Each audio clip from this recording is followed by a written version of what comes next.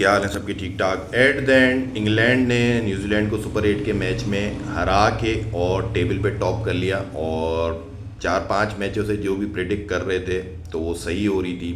ये मैच में ज़ाहिर है मैंने न्यूजीलैंड को प्रिडिक्ट किया था, लेकिन न्यूजीलैंड ये मैच हार गया। अच्छा, जो मैच हुआ वो ओवरऑल बहुत अच्छा मैच था।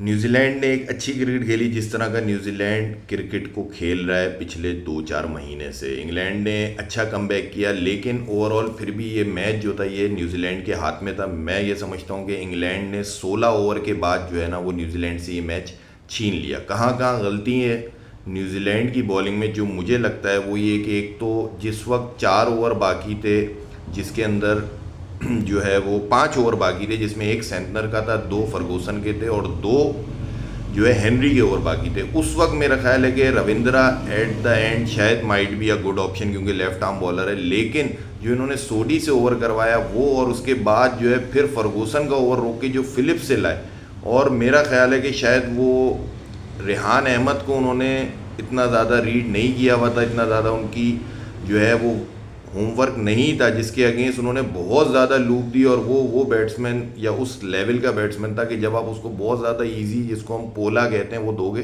तो एट द एंड उसके हाथों में जान थी और उसने शॉटों को मारा। रादर कि अगर हम फर्गूसन और हेनरी को चांस देते तो शायद कि वो ज़ाहिर पेस पे इतने ज़्यादा शॉट्स या चीज़ें, हाँ इनसाइड एज लेग बाय का ऑप्शन होता, लेकिन वो शॉट जो स्ट्रेट और मिड विकेट पे छक्के हो गए और चौके हो गए वो शायद ना होते। तो वहाँ जाके सेंटनर एज अ ओवरऑल मैं कहता हूँ बहुत अच्छा कप्तान, bowling all rounder, one of the best.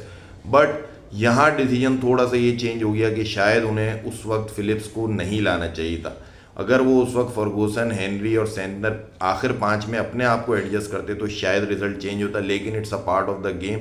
Ravindra का ऑप्शन भी ज़ाहिर है कि रविंद्रा ने पिछले मैच में 4 आउट किए। फिलिप्स ओवरऑल एक अच्छा फाइटर क्रिकेटर है, लेकिन डिसीजन जो है वो कहीं ना कहीं आपको मरवा देते हैं कि आपने हल्का प्लेयर जो होता है ना वो हल्के बॉलर को ज़रूर मारता है। अच्छा, सोडी की जहाँ तक बात है, सोडी ऑलरेडी हैज़ मतलब more than 150 wickets in T20 international. But the thing is कि वो कहीं ना कहीं आके जो है ना वो हमारा अबरार है, तो वो आउट तो कर देगा लेकिन रन दे देता है। और उसका पेस इतना स्लो है कि जो नीचे टेल एंडर्स होते हैं उनको यही रिक्वायर्ड होता है, तो वो उसके ऊपर फुटवर्क यूज़ करते हैं और उसको अच्छा अटैक कर लेते हैं। 2 बॉलें सोडी ने तगड़ी की, तेज़ की, फ्लिपर की, एक गुगली तेज़ करी, तो वो उसके ऊपर बैक फुट पे सिंगल ही बना। लेकिन शायद वो इस चीज़ को कि यार ऑफ एंड जो ऑन है, स्ट्रेट की बाउंड्री छोटी थी, ऑफ एंड ऑन की बड़ी थी, तो उन्होंने शायद उस वजह से फ्लाइट लूप दिया कि शायद वो एक्सेस पूरा नहीं कर पाएगी। लेकिन ज़ाहिर है कि रेहान और जैक्स ने बहुत अच्छे तरीके से मैच को निकाल लिया और आखिरी विकेट में जो 45-48 हुए उसी ने मैच को बदल दिया और न्यूजीलैंड जो है वो